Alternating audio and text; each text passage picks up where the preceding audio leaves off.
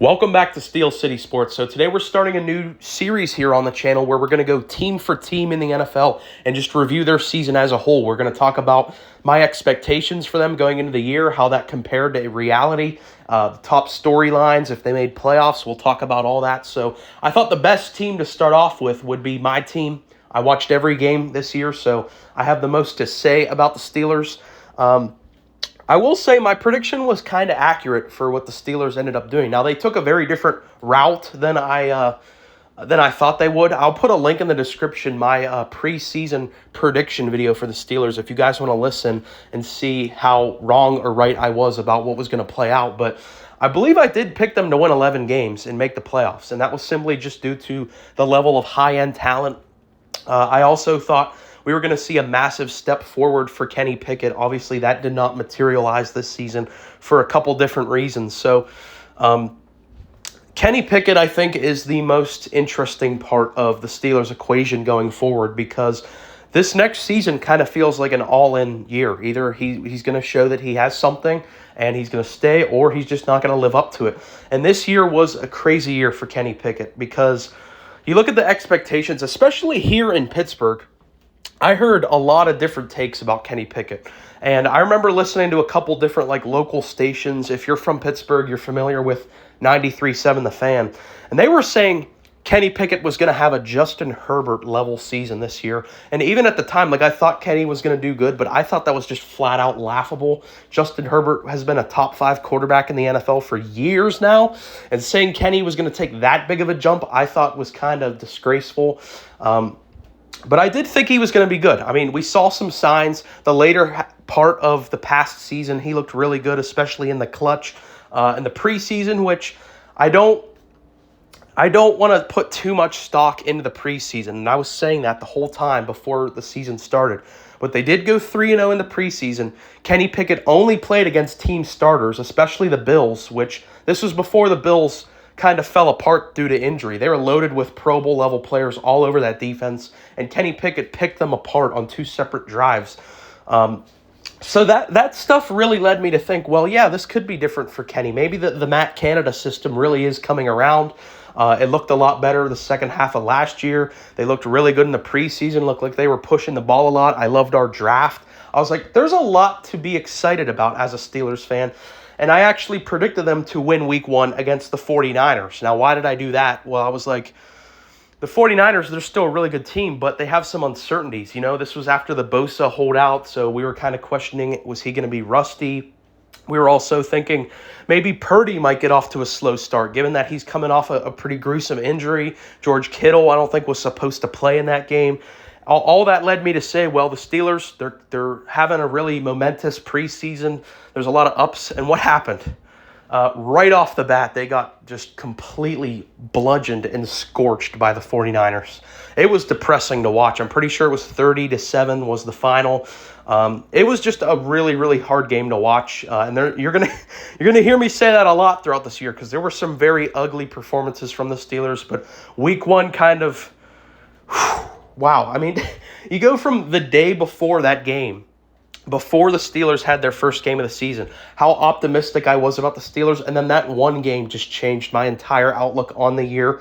I was like, oh my God, we're going to see more of the shit from last season that was unbearable to watch, which was the Matt Canada offense, which I don't know why the hell I thought was going to be improved, but it was the same thing. And Matt Canada was probably one of the 3 people we talked about the most on this channel this year, alongside Brandon Staley and probably Dak. Those are probably the 3 people we made the most videos or shorts about this whole year. So I don't want to harp too much on Matt Canada because, I've already said everything I've had to say about him, but I generally think he was the most incompetent play caller in the entire league. The fact that he had a job, I think, is a complete embarrassment, not only on Tomlin, but the entire Steelers organization. And when he was fired was actually legitimately one of the happiest days of my life because I knew I was never going to have to watch that piece of shit call plays. And if you're a Steeler fan, you know exactly why I'm frustrated. And look what happened as soon as they got rid of Matt Canada. The game after against the Bengals, Kenny Pickett had the best game of his career, threw over 300 yards. I know he didn't have the touchdowns to show, but that's because they were utilizing the run game. I remember there was a critical PI that was not called on Deontay Johnson that would have put the score at a double digit. We would have been up 23-10 as opposed to winning the game 16-10. So if you're really a Steelers fan and you watched all the games, you understood that game after Canada was fired, the team looked drastically different.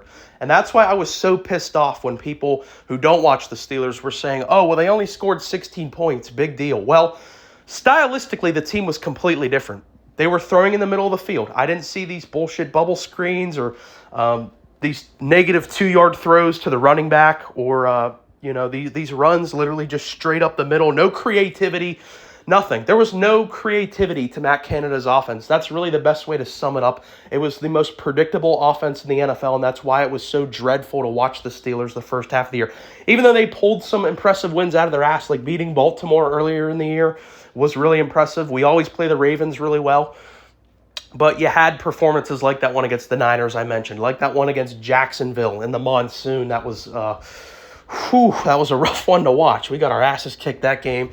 But I'm pretty sure that was Canada's final game coaching. You guys will have to let me know. I'm pretty sure the Jaguar game was, or no, it wasn't. It was the Browns. It was the second Browns game. We lost to Dorian Thompson-Robinson.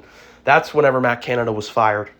So yeah, there were some ups and downs at the beginning of the year, but overall I was like, wow, I can't believe what I'm watching right now, because on paper, they looked terrible. Not on paper. With the eye test, they just looked like a bad team. And they were being outscored by their opponents. Yet somehow they still had a good record. They were at about like 7-3 or 7-4 when Canada was fired. So it didn't make sense.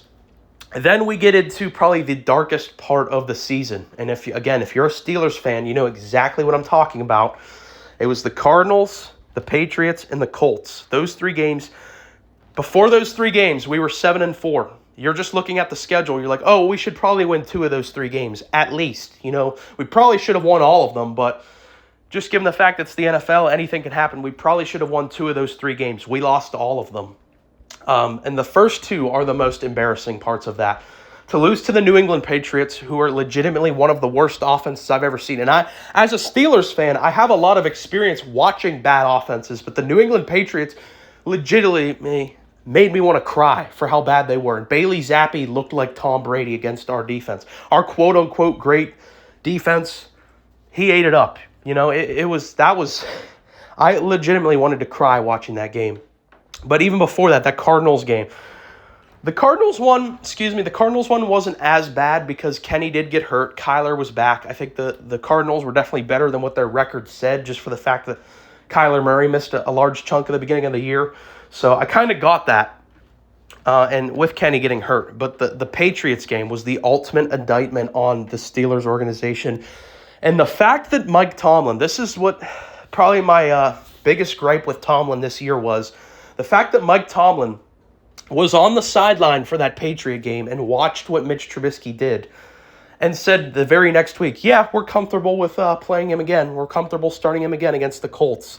That right there is a fireable offense. If it's some other no-name guy as the head coach and makes that decision right there is a fireable offense, because Mitch Trubisky has no business being in the NFL. He does not deserve to be in the NFL, even as a backup or a fucking third stringer. Mitch Trubisky is the worst quarterback I've ever seen play football, especially this season. I mean, you just go look at it. I mean, I don't think I've ever seen even a high school player be that bad.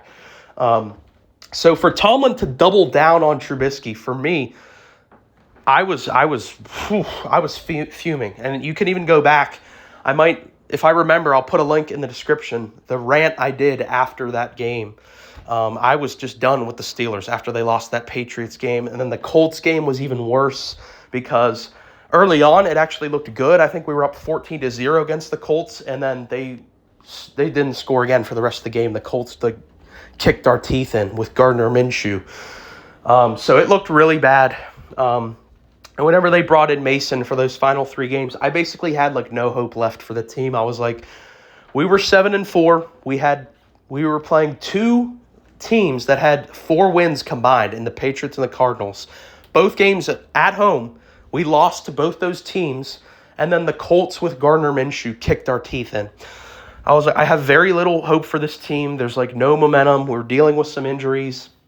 But Mason Rudolph was the bright spot of this season. And it's tough going forward. Like, I'm not trying to make this an off-season outlook video. This is simply supposed to just being a review of this season. But if Mason Rudolph is on another team next year, that legit kind of breaks my heart, because he was the heartbeat of this team. And another thing that kind of pissed me off about the discourse about the Steelers is people who saying like Kenny Pickett is bad or he like doesn't deserve to start. Well, you just don't watch the games, because like we said, with Matt Canada as the play caller, Matt Canada was the worst play caller in the entire league, and Kenny Pickett was in that system. What the hell do you want from it? He doesn't call the plays, and he doesn't have the cachet to audible out like Big Ben could. So he had to run Canada's plays. Moronic, idiotic plays, and we saw instantly the impact it had of putting a competent play caller in there with Sullivan instead of Canada, and Kenny had his best game. Then he gets hurt, and Rudolph looks really good in Sullivan's system. So I think if Kenny was playing those final 3 games, it would have been a pretty similar result. You could argue Mason Rudolph is probably a bit of a better player than Kenny just because he has more experience. He's been in the league a lot longer. But I think the results would have been pretty similar, just for the fact that you got that bald-headed moron Matt Canada out of the building and had a competent play caller. So that's what drives me nuts, is when people are like, oh, well, Mason Rudolph outperformed Kenny after he got hurt. No, it has more to do with the play calling, So like we said, those final 3 games were a blast. They were really fun to watch because the offense just looked so much different. Whenever you got Canada out, when you got Trubisky out, and you just got competent level play and really utilized our high-end players. Because the Steelers, we do have high-end talent. George Pickens is a freak athlete. Deontay Johnson is one of the most technically skilled route runners in the NFL. I do believe we have legitimately one of the best running back tandems in the NFL that complement each other perfectly with Harris and Warren. So when you actually, and Freiermuth, who I think could be a perennial 1,000-yard tight end. So whenever you actually design an offense to get the ball to the playmakers in a competent way, it was night and day. And that's why Rudolph looked so good, is because they were legitimately drawing up plays for George Pickens. They were dynamically using the run game. They got Freiermuth more involved. That's why it looked so much better those last 3 games against the Bengals, the Seahawks, and the Ravens. We won out, went 10-7, made the playoffs. And you guys all know what happened against Buffalo. I didn't really have any expectations for Buffalo, for us to beat Buffalo, just because TJ Watt was out. But yeah, that was like, the first half of that game was legit like sticking ice picks in my eyeballs. That's how shitty I think they played in that first half, especially the defense. It felt like they literally, like, if they would have just played nobody on defense, like just have the Bills playing nobody, I felt like that would have been better than the Steelers' defense in that first half.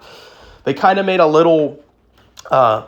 They made it a little competitive in the second half. There was a point in the fourth quarter where the Bills were only up by a touchdown. I think the Bills got some favorable calls. I've never been a big blame the refs guy, but some of the calls in that game I think were bullshit, especially the roughing call on Josh Allen whenever he slid. I think that was complete bullshit.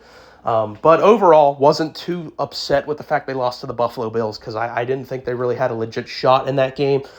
So that's kind of was the Steelers' year. Really quickly, though, we have to talk about TJ Watt, because I think he is the best player in the NFL to not play the quarterback position. He had 19 sacks this year.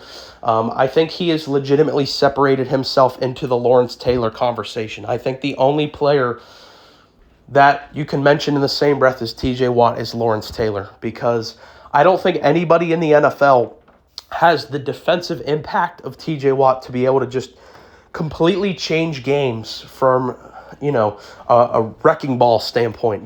His ability to get to the quarterback. And I legit think TJ Watt is being held on every play. That kind of goes with all the premier pass rushers, but specifically TJ feels like he's being held on every play, still able to get 19 sacks. His ability to cause forced fumbles, strip sacks, interceptions, he can do it all. Even in coverage, he's phenomenal. I think he's one of the most versatile players in the league. And people comparing to Garrett, like Garrett say, people who argue for Garrett say, well, yeah, TJ has the big play ability, but from a play-to-play standpoint, Garrett is more valuable because he creates more havoc. I think that's complete bullshit. I think if you legit just watch the games, the stats, it's not even close. Statistically, TJ Watt blows Myles Garrett out of the fucking water. But from the eye test standpoint, even that, TJ Watt is miles ahead of Myles Garrett. And Garrett, what happened in the playoffs? You know, take all that advanced analytical stats. What happened with Myles Garrett in that playoff game against Houston? Houston was a mediocre offensive line. They rendered him useless in that game. So I got a little bit off on a tangent there, but I do believe TJ Watt, he was definitely the MVP of our team this year. He was the team. I feel like there were a couple games there that TJ Watt single-handedly won us the game. And, you know, I think that he, on his own, won us like at least 3 or 4 or 5 games this year just simply for shifting momentum and scoring for us. Like, he was awesome this year. So that's been kind of my rant about the Pittsburgh Steelers this year. I know it was kind of incoherent. I jumped all over the place, but that's kind of what these videos are going to be, is just my off-the-top thoughts on these teams. If you are a Steelers fan, if you're here in Pittsburgh, please let me know your thoughts on the season. How did they compare to your preseason expectations? Even if you're not a Steelers fan, of course, we still want to hear from you as well. So leave your thoughts in the comments. If you made it this far, really appreciate you listening to me ramble like an idiot here. Please like and subscribe.